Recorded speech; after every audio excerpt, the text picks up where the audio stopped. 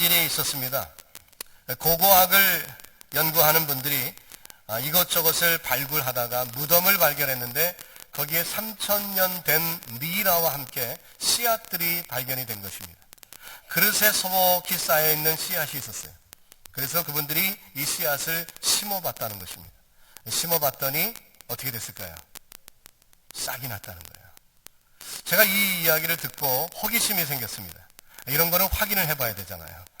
그래서 그 당시에 저희 교회 칼텍의 생물학 박사님이 계셨어요. 그래서 그분께 제가 여쭤봤습니다. 이런 제가 뉴스를 접했는데 이것이 가능합니까? 그랬더니 그 박사님 말 가능합니다. 가능합니다. 3,000년이 아니라 5,000년이 돼도 가능합니다. 그러시는 거예요. 이야, 그렇구나. 이 씨앗의 신비는 이루 말할 수가 없습니다. 중국의 씨앗이 바람에 날려 황해를 건너 한국 땅에 심겨진 것, 그 정도는 쉽게 이해할 수 있고요. 또 게다가 유럽의 지중해에서 있던 그 씨앗이 캘리포니아 해변가에 샌디에고 가시면요, 거기에 나무들이 쫙 나 있는데 해변가에 있는 나무들이 원래 그 본토백이 나무가 아니라는 거예요. 그 베지테이션을 연구하시는 그런 분에게 직접 물어봤더니 거기 그 샌디에고, UC 샌디에고의 교수님인데 그분이 뭐라고 얘기하시냐면 어떤 경로인지는 알 수 없으나 지중해가 오리지널 플레이스고 거기에서 이것이 이주돼서 여행객들이나 여러 사람들의 가방에 묻었든지 주머니에 들었든지 어떤 경로든 이주해서 샌디에고 해변가에 심겨졌는데 이것이 그 날씨가 딱 지중해 날씨하고 비슷하니까 엄청나게 번성해서 그 지역에 있는 원래 플랜트들을 다 죽이고 또 그 나무들이 다 자라게 됐다는 거예요. 이야, 그런 일도 가능하구나. 깎아지는 절벽에 그 바위 틈바구니에서 자라는 소나무를 보신 적이 있죠. 야, 그게 어떻게 거기에 뿌리를 내렸을까?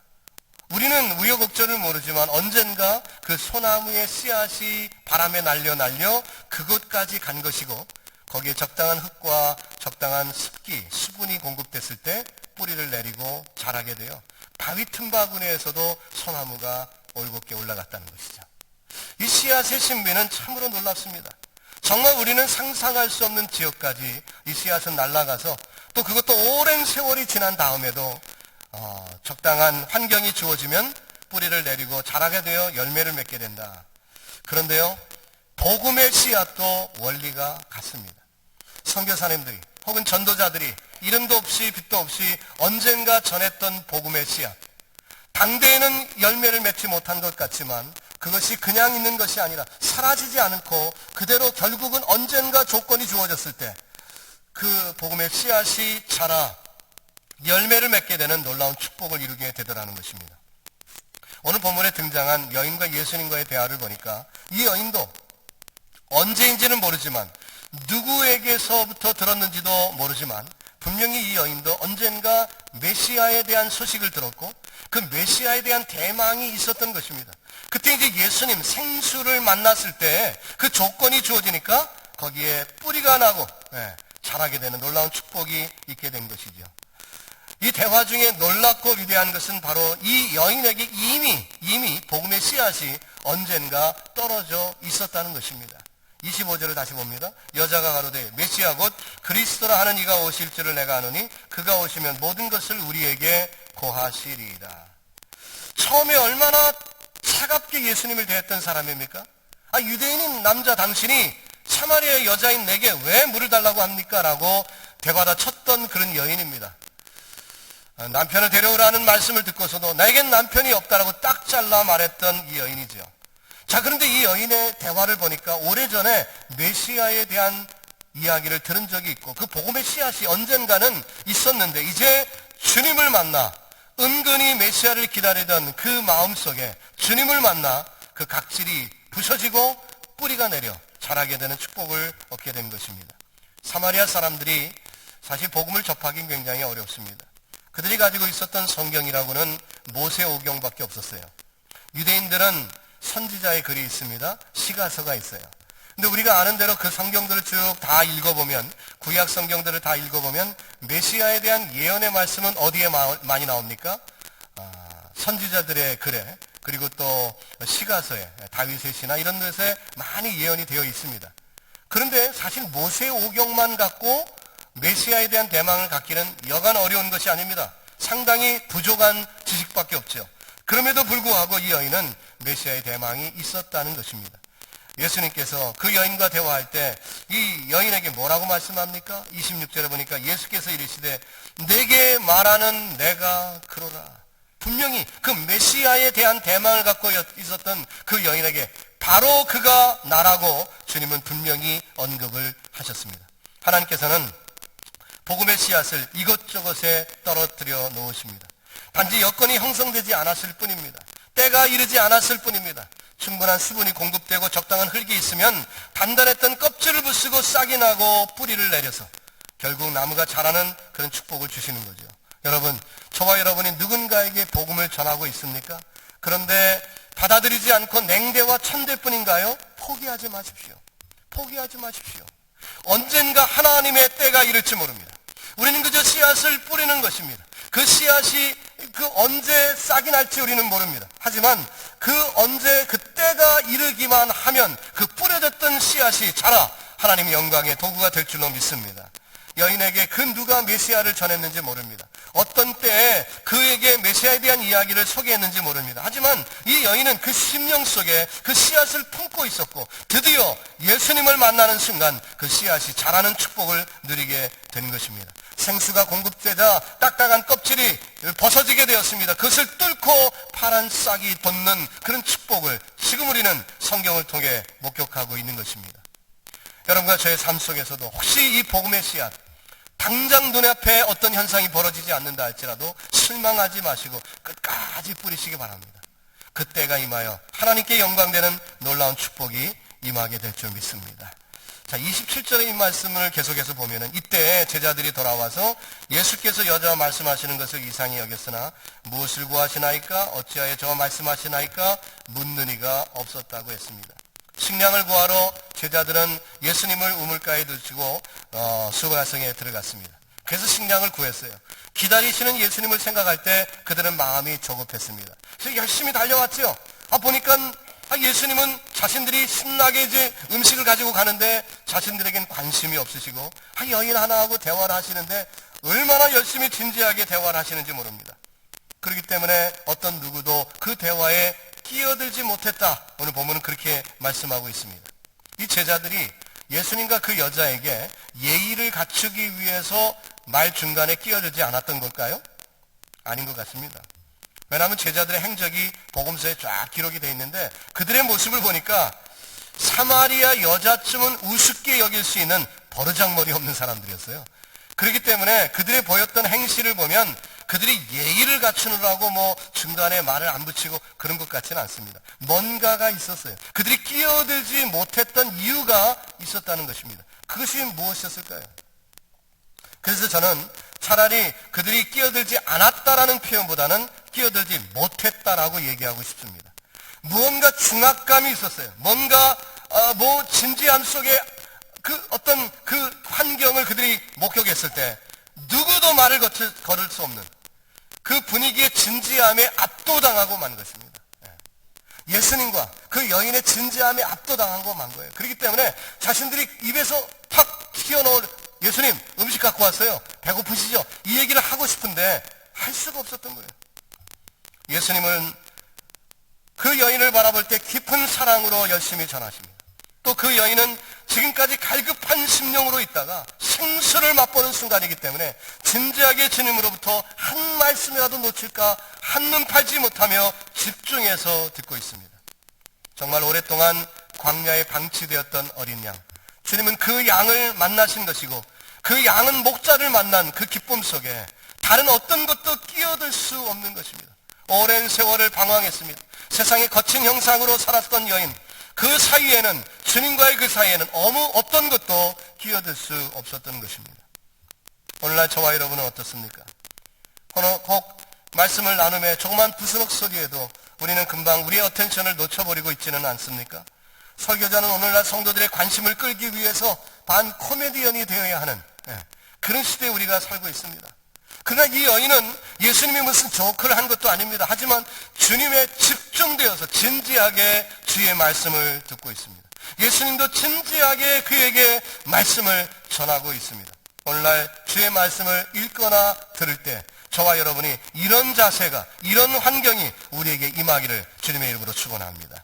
그는 분명 예수님의 말씀을 육성으로 듣는 축복을 누리게 될 줄로 믿습니다.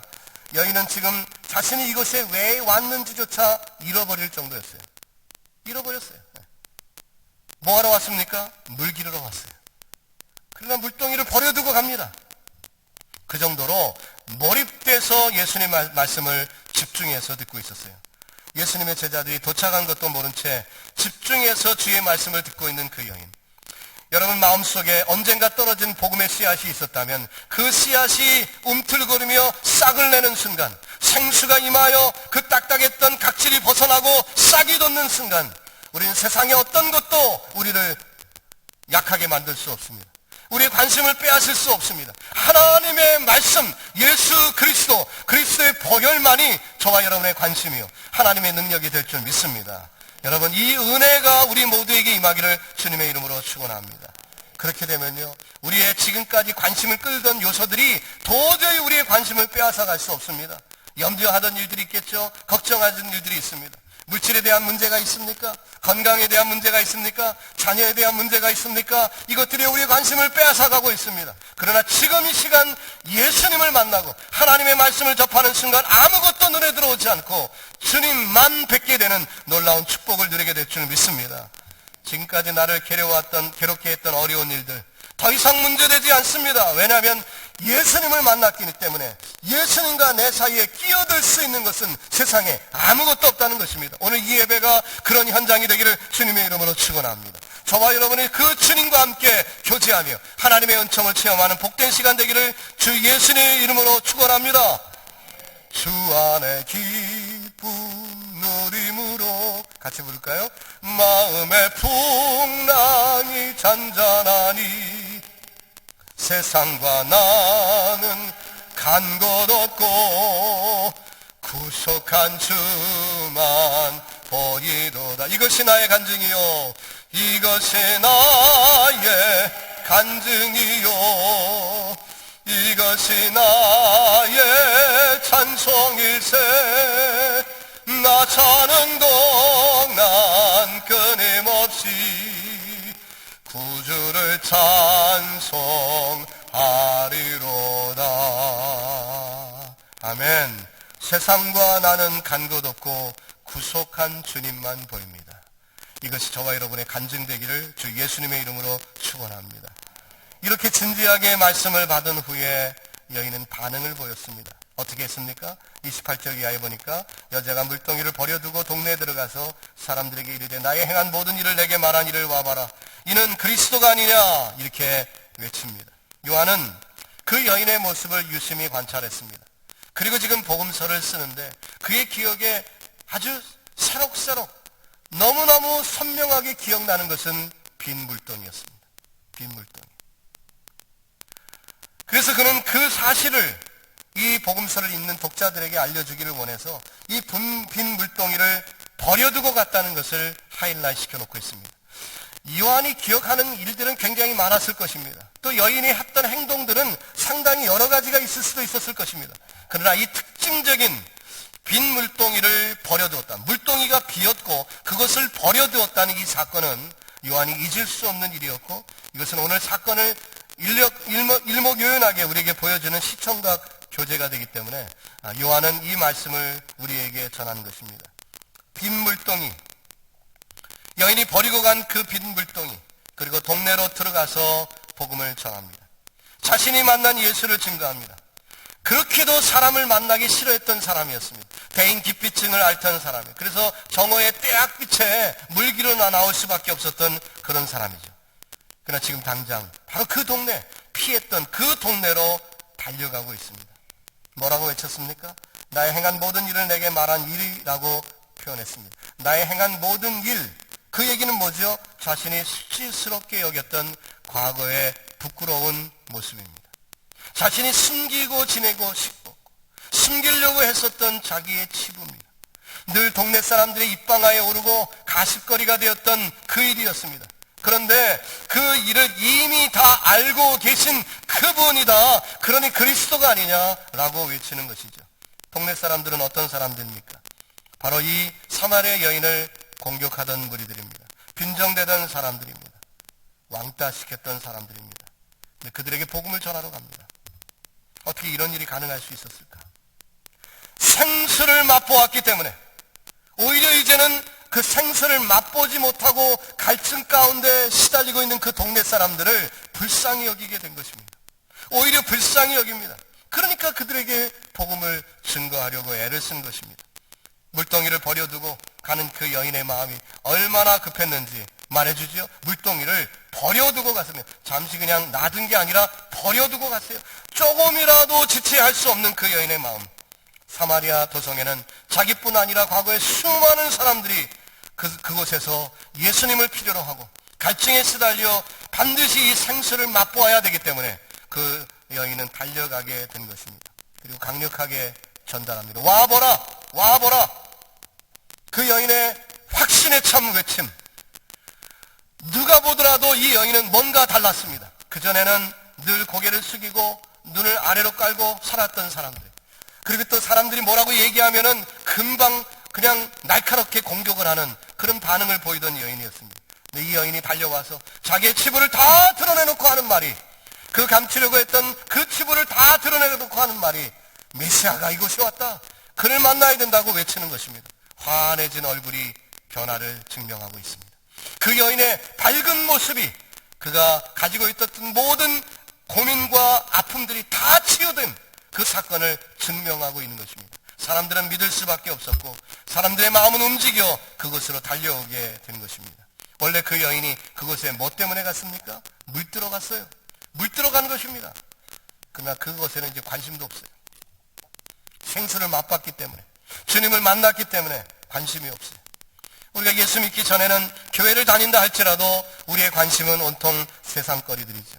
돈, 명예, 건강, 세상 것들이 우리를 사로잡고 그것이 가장 중심이 되어 우리를 이끌고 가곤 했습니다.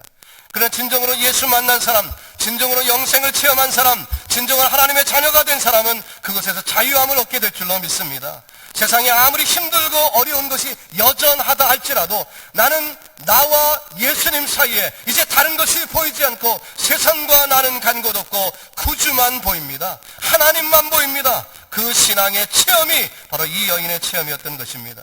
여러분, 신앙은 체험입니다. 신앙은 지식이 아닙니다. 신앙은 경험하는 것입니다. 신앙은 우리가 그렇게 살아가는 것입니다. 신앙은 직접 예수님 만나고 자신이 깨어지는 체험을 하는 것이 신앙생활인 것입니다. 이 여인은 언제 그런 체험을 했을까요? 자신의 허물이 다 드러나는 순간이었습니다. 그렇게 감추려고 했던 치부가 다 드러나는 순간이었습니다. 숨기려 했습니다. 화제를 바꿔보려고 했습니다. 창피하니까 화제를 딴 곳으로 옮겨보려고 했습니다. 그런데 여전히 주님은 다 알고 계시고 내 심중을 깨뜨려 보십니다. 그 메시아를 만났을 때 이제는 알았습니다. 내 부족하고 내 수치스러웠던 것이 문제가 아니구나. 내가 관심 쓰던 것이 문제가 아니구나. 이제 말씀 속에서 영생을 체험하니까 다른 것이 다 쉽게 넘어가게 됐다는 거예요. 여러분, 그런 축복을 누리시기를 바라는 것입니다. 말씀으로 깨어지는 축복을 경험하시기 바랍니다. 여러분에게 이런 경험이 있습니까? 여러분에게 이런 경험이 있습니까? 교회 생활을 오래 하셨지요? 여러분에게 이런 경험이 있습니까? 주님이 나를 찾아오셔서 말씀하실 때 내 모든 껍질이 벗겨지고 내 추악한 모습이 다 드러나는 그런 경험을 해보셨습니까? 마치 큰 쇠방망이에 얻어맞은 것 같은 그런 충격을 맛보셨습니까? 그럴 때 확신이 생기는데, 그럴 때 변화가 일어나는 것입니다. 예수 믿고 사람이 안 변한다. 왜 그러지요? 주님을 제대로 안 만났기 때문에 그런 거예요. 아니, 교회 신앙생활 하는데 왜 사람이 안 바뀝니까? 안 바뀌는 이유는 딱 한 가지예요. 예수님을 제대로 만나지 않았기 때문에 그래요. 여러분, 이 시간 주님을 만나는 축복이 있기를 바라는 것입니다. 사랑하는 성도 여러분, 예수님에 대해 몇 번 들은 것 가지고 여러분들이 신앙생활을 하시는 줄로 착각하지 마시기 바랍니다. 그저 교회 오래 다녔다는 그 경륜이 여러분들이 신앙이 되게 한 것으로 착각하지 마시기를 바랍니다. 나중에 큰일 납니다. 나중에 큰일 납니다. 딱딱한 껍질이 부서지는 역사가 일어날 줄 믿습니다. 추악한 본성이 드러나 다 부서지는 것입니다. 의심 많고 남을 폄하하기를 좋아하고 남에게 상처 주기를 좋아했던 그 모든 악한 성질들이 예수 그리스도의 능력으로 부서지는 것입니다. 오늘 이 시간 예수님을 만나 주의 은혜를 체험하기를 주님의 이름으로 축복합니다. 저는 하나님이 여러분을 집으로 안 돌려보내시기를 바랍니다. 언제까지요? 여러분들이 깨질 때까지. 여러분들이 부서질 때까지 하나님이 여러분을 집으로 안 돌려보냈으면 좋겠어요. 네. 그러면 제가 쫓겨나겠죠. 네. 안 돌려보냈으면 좋겠어요. 주님을 만나야 됩니다. 변화되면요, 우습게 여길 수 있어요. 세상 우습게 여길 수 있어요. 나에게 상처 주던 사람 다 용서할 수 있어요. 네. 어렵지 않습니다. 네. 주님이 주신 은혜가 있다면 이 여인을 그렇게 괴롭히던 사람들 다 용서하잖아요. 그런 축복 우리가 누릴 수 있는 줄로 믿습니다. 저는 목회자입니다. 쇼텀 미셔너리가 아니라 장기 목회를 하는 목회자입니다. 그렇기 때문에 성도들을 이렇게 만나면은 오랜 기간 대하게 됩니다. 10년, 20년 이렇게 대한 분들도 많이 있어요.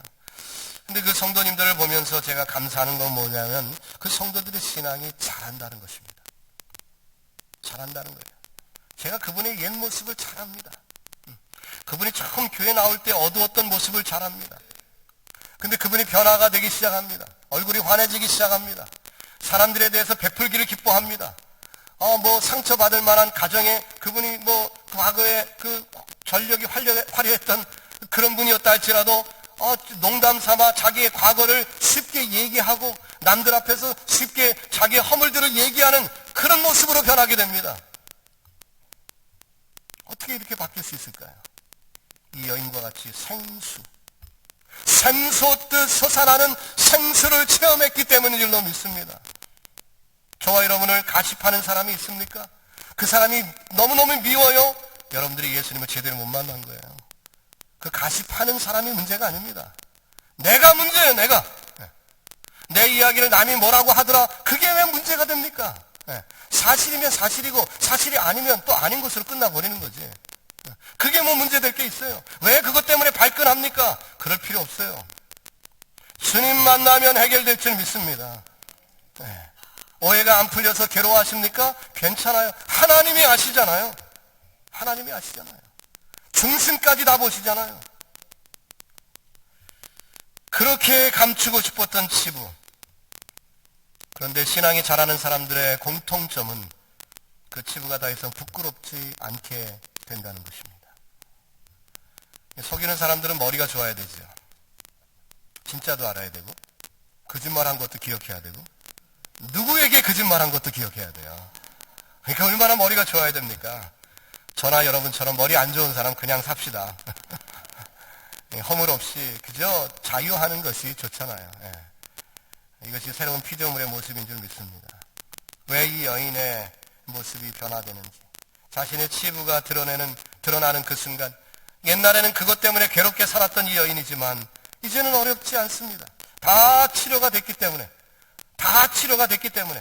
그리스도 안에서 다 해결이 됐기 때문에 숨어 지낼 필요가 없게 된 것입니다.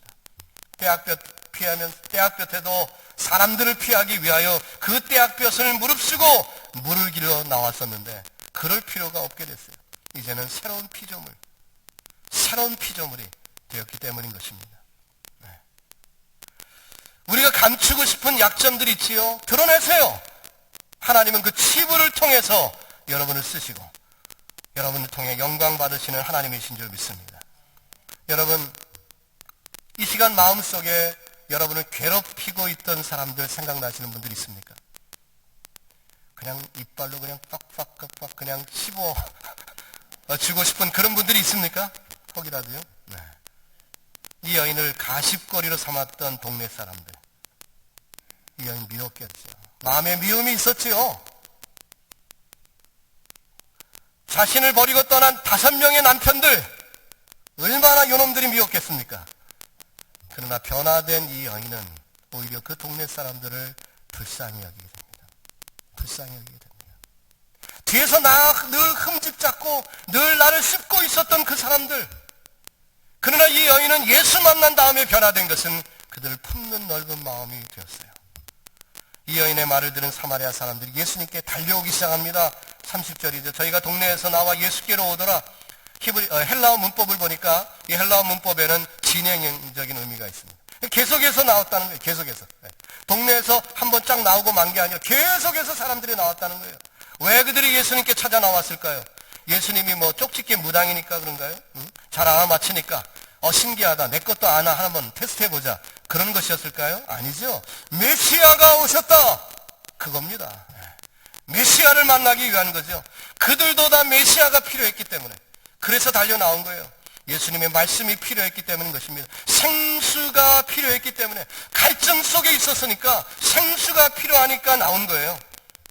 여러분, 주님 만나는 놀라운 축복, 그들도 만나 기쁨을 나누고 또 이 여인도 큰 기쁨을 나누고 하나님의 놀라운 영광이 드러나는 복된 현장을 우리는 보고 있습니다. 바로 이곳이 저와 여러분의 삶이 그런 축복을 누리는 역사가 일어나기를 주님의 이름으로 축원합니다. 이제 말씀을 정리합니다.